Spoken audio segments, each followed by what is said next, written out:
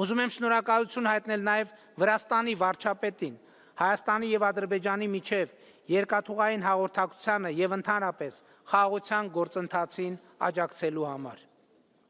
Հարգելի ներկաներ, հատկապես միջազգային հարթակներում ինձ շատ են հարցնում, թե ինչու այնուամենայնիվ 2025 թվականին Հայաստանի եւ Ադրբեջանի միջև խաղաղությունը հնարավոր դարձավ, իսկ նախկինում այն հասանելի չէր։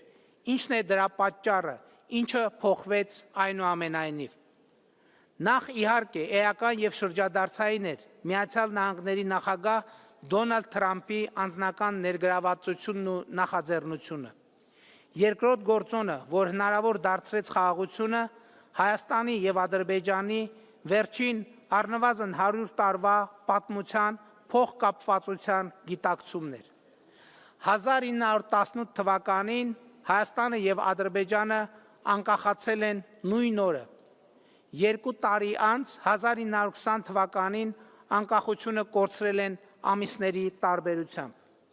1991 թվականին Հայաստանն ու Ադրբեջանը անկախացել են էլի ամիսների տարբերությամբ, կամ նույնիսկ կարելի է ասել նույն օրը, երբ Ալմա-Աթայի հռչակագրով արձանագրվեց Խորհրդային Միության գոյության ավարտը։ 1920 թվականին հայ-ադրբեջանական բախումները այն առանցքային գործոնն էին, որոնք երկու երկրներին հնարավորություն չտվեցին պահպանել անկախությունը ու զարգացնել այն։ Հիմա մեկ դար անց մենք ապրում ենք էլի նույնքան բարդ տարածաշրջանում եւ աշխարհաքաղաքական հեղեղները, ինչպես 20-րդ դարասկզբին, այնպես էլ հիմա չեն խնայի մեզ, եթե ինքներս մեր մասին հոգ չտանենք, որովհետև հակամարտությունը, թշնամանքը այն վիրուսն են, որը կուրացնում է մեզ, խոցելի է դարձնում մեր անկախությունն ու պետականությունը, մեզ գայթակղիչ թիրախ է դարձնում աշխարհաքաղաքական մահացու հիվանդությունների համար։ Եվ ուրեմն մեր ճակատագրերի ռազմավարական փոխկապվածության գիտակցումն է այն մյուս էական գործոնը, որը հնարավոր դարձրեց խաղաղությունը Հայաստանի եւ Ադրբեջանի միջև։ Տարընթերցումների տեղ չտալու համար ընդգծեմ, որ սա իմ անձնական կարծիքն է եւ իմ անձնական համոզմամբ 2024 թվականի մարտ-ապրիլ ամիսներին մենք հասել էինք Հայաստանի պետականության եզրին, ու եթե 2024 թվականի ապրիլին մենք չկայացնեինք Ադրբեջանի հետ սահմանազատման գործընթացը մեկնարկելու որոշում, Հայաստանի Հանրապետությունը այսօր կլիներ ոչ թե անկախ պետություն, այլ առավելագույնը արտաքին կառավարման ներքո գտնվող տարածք։ Ընդ որում, սահմանազատման այդ որոշումը 2024 թվականի ապրիլի կայացնելը շատ դժվար էր։ Մեր եկեղեցու փաստացի պետի քաջալերմամբ արքեպիսկոպոսներից մեկը Հայաստանում շարժում էր սկսել պահանջելու համար ոչ միայն չիրականացնել սահմանազատում, այլև ըստ էության ակտիվացնել Ղարաբաղյան շարժումը, ասել է թե կոնֆլիկտը։ Տասնյակ հազար քաղաքացիներ տրվելով բարձրաստիճան հոգևորականների եւ նրանց աջակից ընդդիմադիր ուժերի կողմից իրականացվող ապատեղեկատվության արշավին,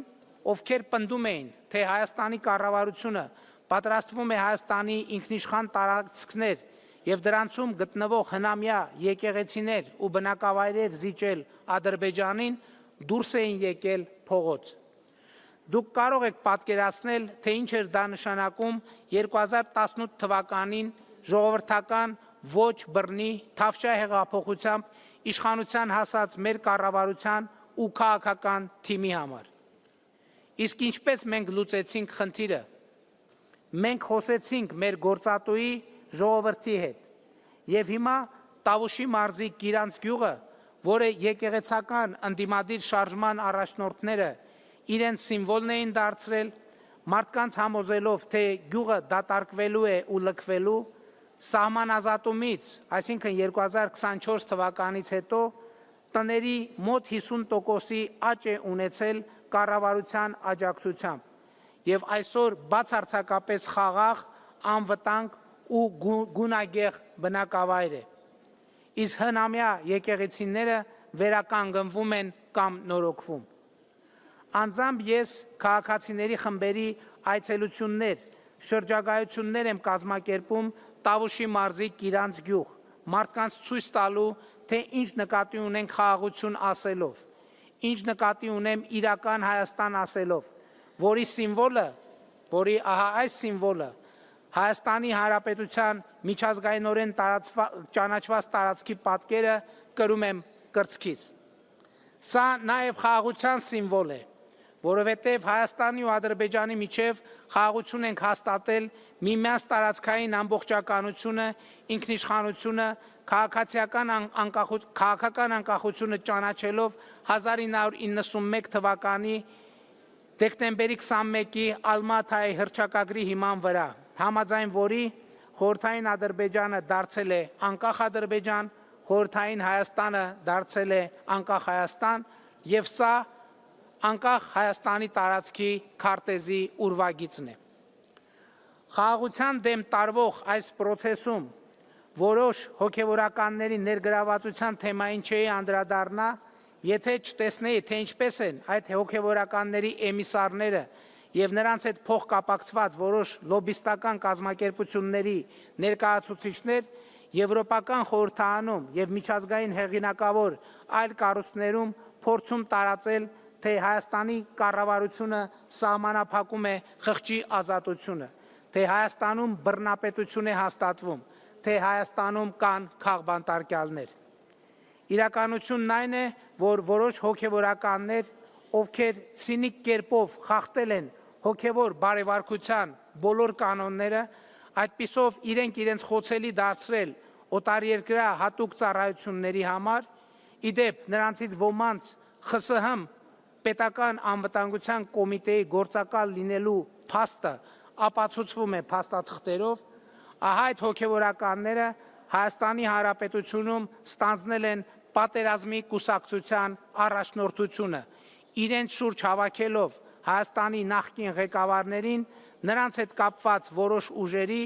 որոշ ռուսաստանաբնակ եւ բելարուսամետ օլիգարխների եւ փորձում են Հայաստանի անկախությունը զոհաբերել երրորդ երկրների շահերին։